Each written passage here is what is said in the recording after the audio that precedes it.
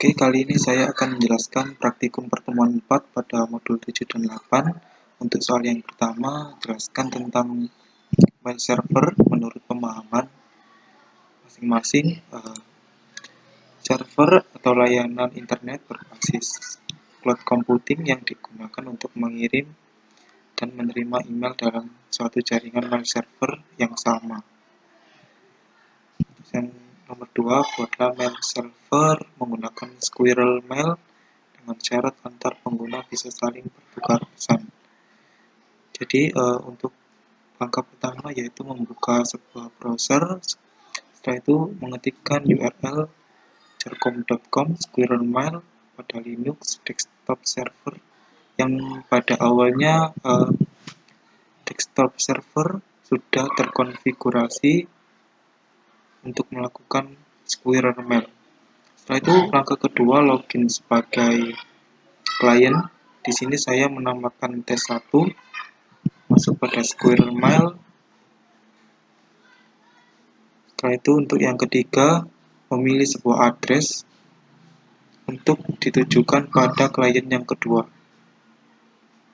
Di sini saya sudah memberikan address yaitu tes1@jarcom.com. Setelah itu untuk yang keempat, compose mail yang sudah dibuat. Setelah itu isi untuk mengirim pesan pada klien yang kedua. Untuk langkah yang kelima, langsung pindah ke klien yang kedua untuk mengecek apakah pesan yang telah ditulis atau telah diketikkan dari klien 1 telah masuk pada klien yang kedua. Langkah keenam, setelah mengecek inbox, kita lihat pesan yang telah terkirim dari klien yang ke-1. Setelah itu untuk membalasnya, klik reply pada sebelah kanan pesan. Setelah itu untuk langkah yang ke-8, silakan pilih send untuk mengirim mail yang ingin dibalas dari tes1.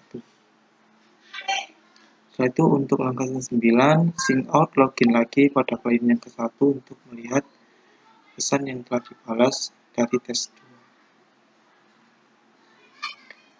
Untuk yang nomor 3, buatlah proxy server agar klien tidak dapat mengakses domain utama yang telah kalian buat, tetapi hanya mengakses subdomainnya. Di sini saya login pada desktop server, setelah itu login sebagai user root, konfigurasikan file paket bin. Pada bagian ini saya telah menuliskan nama domain yaitu adiasta.com. Setelah itu tipe masternya db.abiu. Setelah itu untuk mengedit pada file db.abiu, di sini saya sudah mengetikkan adiasta.com. Setelah itu untuk subdomainnya yaitu www. Setelah itu untuk langkah selanjutnya mengedit isi file dari db192. Di sini saya sudah menggantinya adiasta.com dan subdomain www.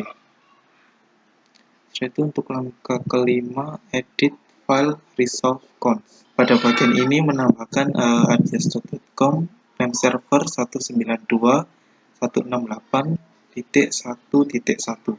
Kemudian restart service dengan perintah etc init bin 9 restart sampai muncul status OK. Kemudian untuk mengecek server bisa menggunakan perintah ns lookup 192.168.1.1. Jika berhasil, maka akan muncul subdomain dan domain yang telah dibuat di awal tadi, yaitu www.adiasta.com. Setelah itu setting konfigurasi script untuk memblok bagian domain yaitu adiasta.com. Langkah ke-9, membuka sebuah browser. pada bagian pojok kanan terdapat garis 3, pilih Preference, Advanced Network Setting, pilih Manual Proxy Configuration.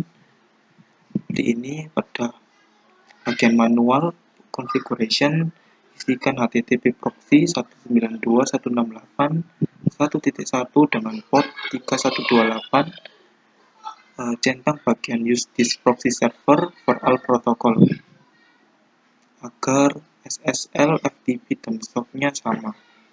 Setelah itu oke.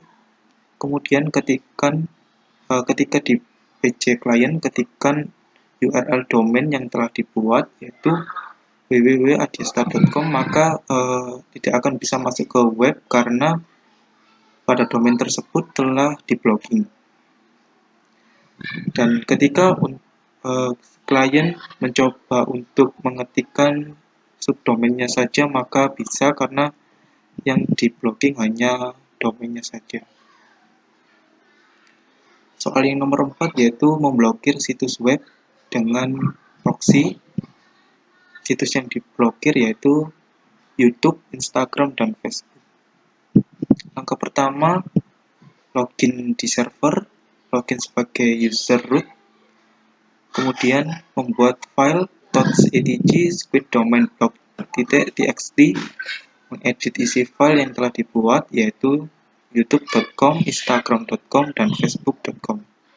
Memasukkan file telah yang dibuat pada konfigurasi squid.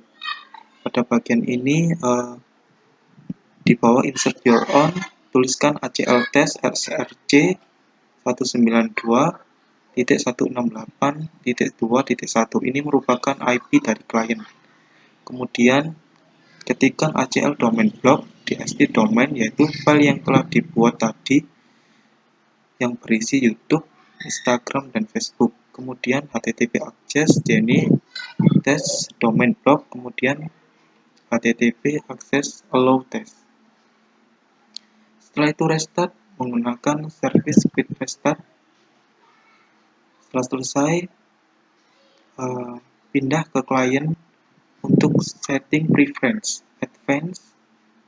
Pada bagian ini klik setting, kemudian isikan IP dari server yaitu 192.168.1.1 dengan port 3128.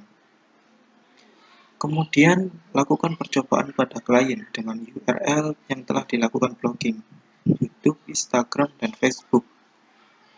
Maka tidak bisa dibuka karena pada domain tersebut atau situs tersebut telah di-blocking dengan menggunakan IP server. Sekian dari praktikum 4. Mohon maaf bila ada salah kata. Assalamualaikum warahmatullahi wabarakatuh.